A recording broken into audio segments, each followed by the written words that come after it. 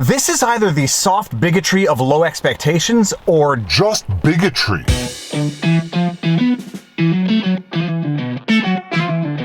Viva Frei, Montreal litigator turned YouTuber, and this is Winnie the Westie, who is due for a serious bath. Now, everybody has been messaging me. Yes, I saw that I had a cameo in Project Veritas's most recent video. I am going to be doing a breakdown of the New York Times response to the Project Veritas defamation lawsuit coming tomorrow. But today, big news. Biden is expected to announce a ban on menthol cigarettes. The Biden administration is expected to announce this week its intention to ban menthol cigarettes. Two people familiar with the plan told CBS News. The first parentheses I have to open, I love the state of journalism in the year 2021. Anonymous sources, people familiar with the plan, told CBS News that Joe Biden is about to ban menthol cigarettes. The proposed ban on the mint-flavored cigarettes is likely to be announced on Thursday, according to an administration official, which is the day the Food and Drug Administration was ordered by a court to respond to a 2013 citizen petition advocating the ban. Now, you may be asking yourself, based on the intro to this vlog, what on earth does a ban on menthol cigarettes possibly have to do with the soft bigotry of low expectations? Now we get into it. Public health organizations like the American Medical Association favor the move to ban menthols because of data showing these cigarettes disproportionately impact the health of racial minorities and young people. In total, approximately 20 million Americans smoke menthols, according to the FDA. These cigarettes disproportionately impact the health of racial minorities and young people. Before we get into some interesting statistics on the FDA website, menthol cigarettes have been banned in Canada for a little while now, but there was never a racial aspect to the banning of those cigarettes in Canada. In Canada, the rationale behind banning menthol cigarettes was the same as the rationale behind banning flavored cigarettes. Apparently, they were just more popular with kids. There was no racial component to it. From the Government of Canada website, Government of Canada finalizes ban on menthol in most tobacco products. News release, menthol ban expands previous restrictions on flavors that appeal to youth. This amendment builds on changes that came into force in 2009 and 2015, which banned the use of certain additives, including flavors like chocolate and bubblegum, in all cigarettes, blunt wraps,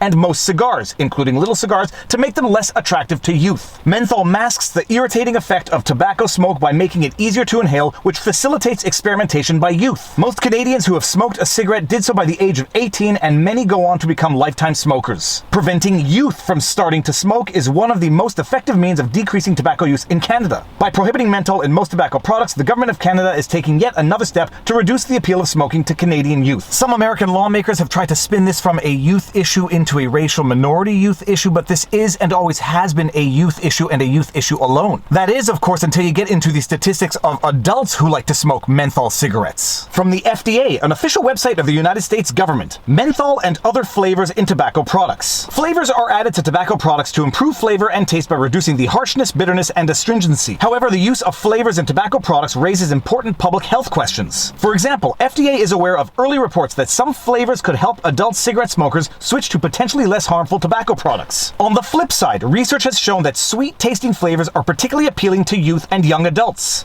FDA has already banned cigarettes with certain kid-appealing flavors and is examining options for regulating other flavored tobacco products, including menthol cigarettes. Even according to the FDA's own website, the ban on menthol products is really intended to protect the youth, except it seems that under the Biden administration, they are extending that same protection to racial minority adults, seemingly as if to say that racial minority adults need the same government protection as do the youth, which, as far as I am concerned, reeks of the soft bigotry of low expectations. And I just realized that I took for granted that all of you watching might already know of that concept, but if you do not know what that concept is, let me just read to you from the dictionary. I think it might be the Urban Dictionary or some online dictionary that summarizes the concept. Urban Dictionary, top definition, soft bigotry of low expectations. Not expecting disadvantaged people or minorities to meet the same standard of behavior or achievement set for most people. It is called, quote, soft bigotry, end quote, because it is a more subtle and subconscious form of prejudice. Why would this qualify as the soft bigotry of low expectations? It is basically the Biden administration saying that racial minority adults need the same government protection as children. The flip side, this may not actually be the soft bigotry of low expectations. This may just be bigotry when we see the demographics of people who smoke menthol cigarettes. In the US, more than 19.5 million people are current smokers of menthol cigarettes. 85.8% of African American smokers, 46% of Hispanic smokers, 39% of Asian smokers, and 28.7% of white smokers smoke menthol cigarettes. Youth who smoke are more likely to to smoke menthol cigarettes than older smokers. More than half of smokers ages 12 to 17 smoke menthols. So the government is enacting a policy that either equates the agency of racial minority adults with that of kids, or they're just coming in with a policy to ban a product that racial minorities prefer. Soft bigotry of low expectations on the one hand, or outright bigotry on the other. You take your pick.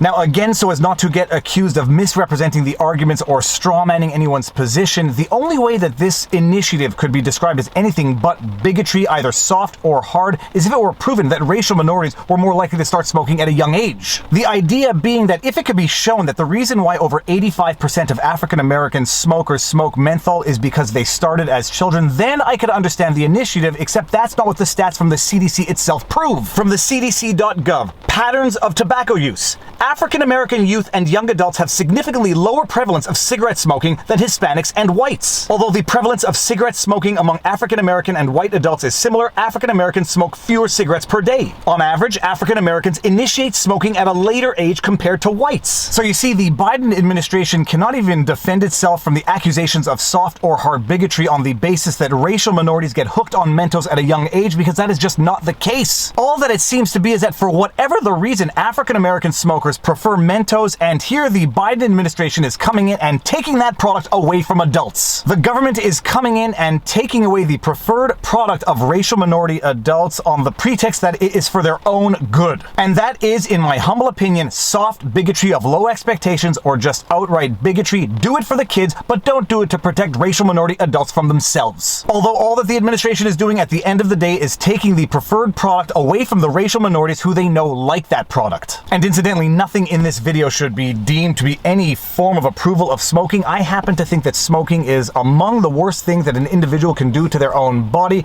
I say that even though I have my own vices, but it is what I believe. And with that said, if you like my videos, you like my content, please be sure to like, share, subscribe, hit the notification bell, and drop a comment in the comment section below, because it feeds the algorithm. That's the joke. If you want to support the channel, all of these support links are in the pinned comment. We've got PayPal, Patreon, subscribe to our YouTube membership. We've got merch. Robert Barnes and I do weekly live streams every Sunday. We do weekly streams with a guest every Wednesday called The Sidebar. We have a page on Locals. It is called Viva FraiLaw.locals.com. All of my content is also on Rumble, but more important than any of that, take care of yourselves, check in on friends and family, make sure everyone around you is doing well, and now you know your vlog. Peace out. Booyah!